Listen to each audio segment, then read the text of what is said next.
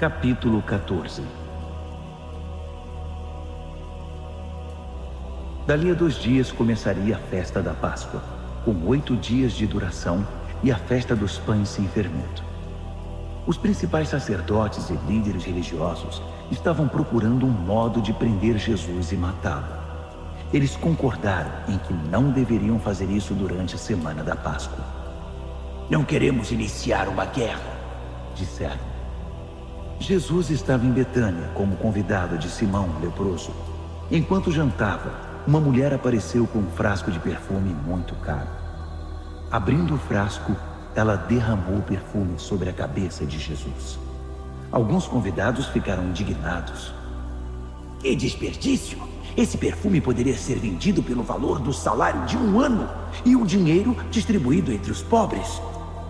Eles fuzilavam a mulher com os olhos. Jesus, porém, disse: Deixem-na em paz.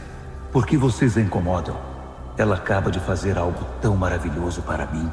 Os pobres estarão sempre aí, todos os dias, mas eu não.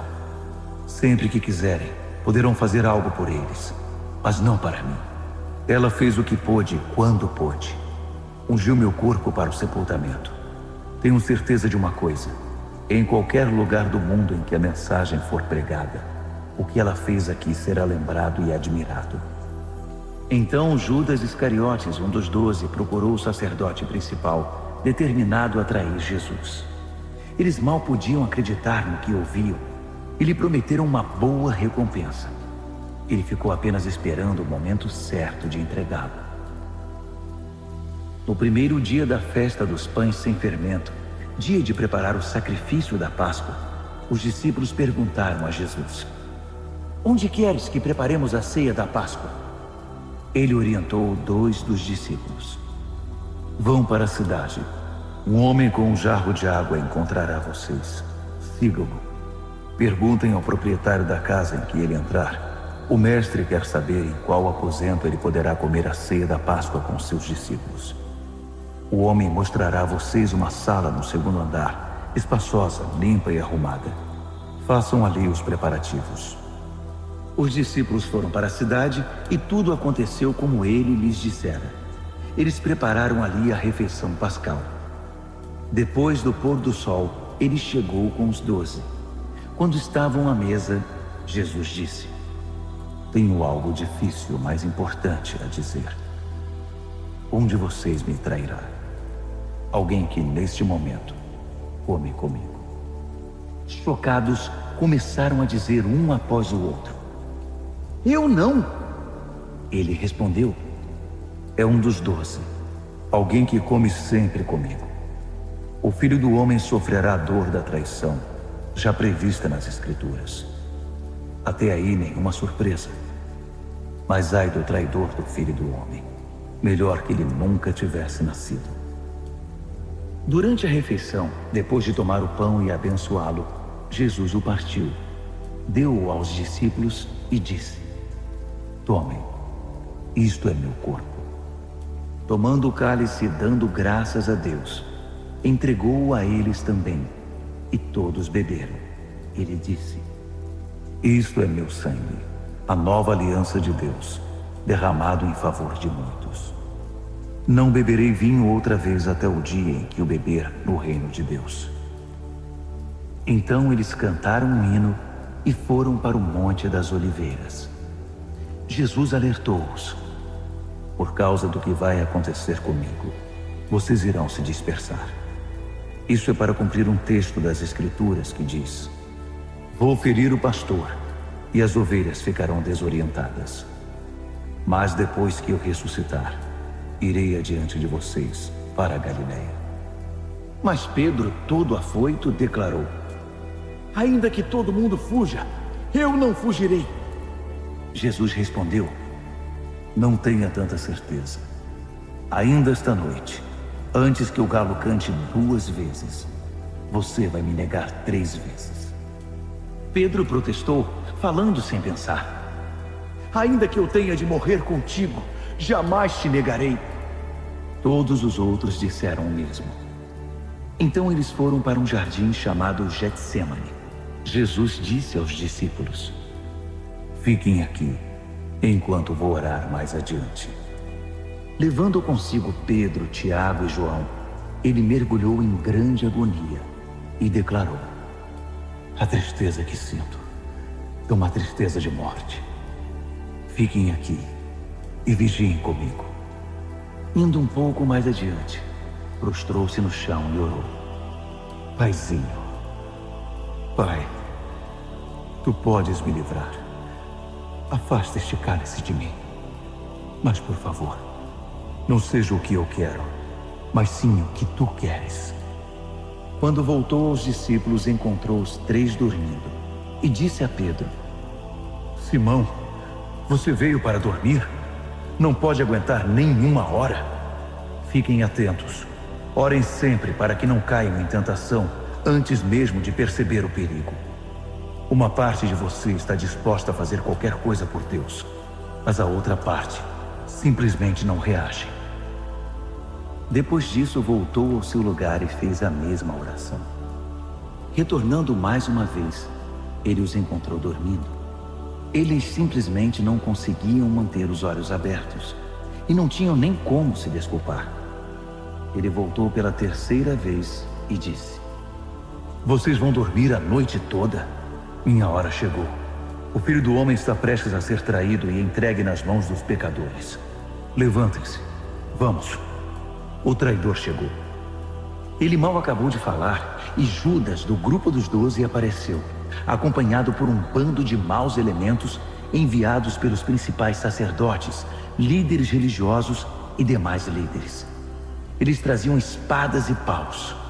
O traidor havia combinado um sinal com eles. Aquele a quem eu beijar é o procurado. Prendam-no. Não o deixem fugir. Ele foi direto a Jesus e o beijou, dizendo: Mestre. Os homens então o prenderam com muita brutalidade. Mas um dos que estavam com Jesus desembainhou a espada e atacou o servo do sacerdote principal, cortando-lhe a orelha. Mas Jesus reagiu: O que é isto? Vieram me buscar com espadas e paus, como se eu fosse um bandido perigoso? Dia após dia estive ensinando no templo, e vocês nunca moveram um dedo contra mim. Vocês acabam de confirmar os escritos proféticos. Nessa hora, todos os discípulos já haviam fugido. Um jovem seguia o grupo de longe. Tudo o que ele trazia sobre o corpo era um lençol. Alguns daqueles homens tentaram agarrá-lo, mas ele escapou. Fugiu nu, deixando o lençol para trás. O grupo que prendeu Jesus levou-o ao sacerdote principal, que estava reunido com os principais sacerdotes, líderes do povo e líderes religiosos. Pedro os seguira a uma distância segura. Quando chegaram ao pátio do sacerdote principal, ele se misturou com os servos e foi se aquecer perto da fogueira. Os principais sacerdotes, conspirando com o concílio judaico, tentavam achar acusações contra Jesus para condená-lo à morte. Não encontraram nada. Muitos davam falso testemunho, mas um depoimento contradizia o outro. Alguns homens apareceram com esta história: Nós o ouvimos dizer: Vou derrubar o templo, construído com tanto esforço, e em 3 dias construirei outro, sem ao menos erguer a mão. Mesmo assim, não havia plena concordância entre os relatos. Nesse momento, o sacerdote principal levantou-se e perguntou a Jesus: O que você tem a dizer dessa acusação? Jesus não deu resposta. O sacerdote principal insistiu, mudando a pergunta: Você é o Messias? O Filho do Deus bendito? Jesus foi direto: Sim, eu sou, e você mesmo verá. O Filho do Homem assentado à direita do Todo-Poderoso, vindo nas nuvens do céu. Nessa hora, o sacerdote principal perdeu a compostura. Rasgando a própria roupa, gritou: Ouviram isso?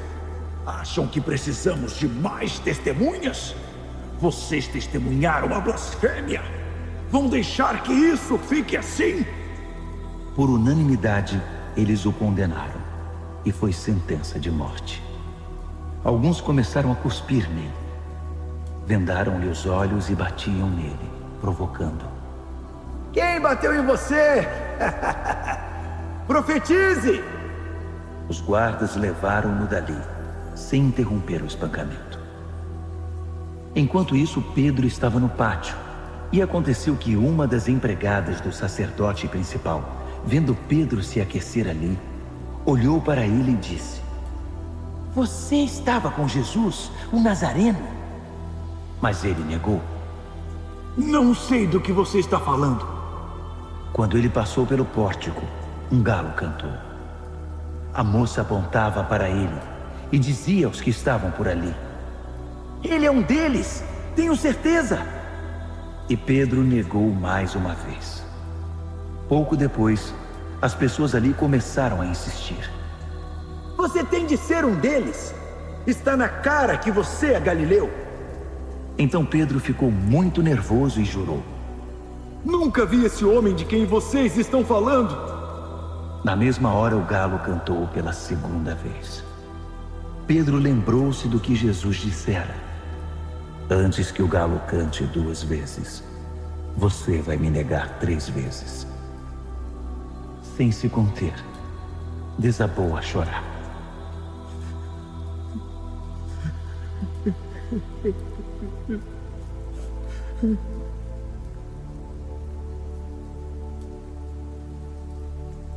Capítulo 15.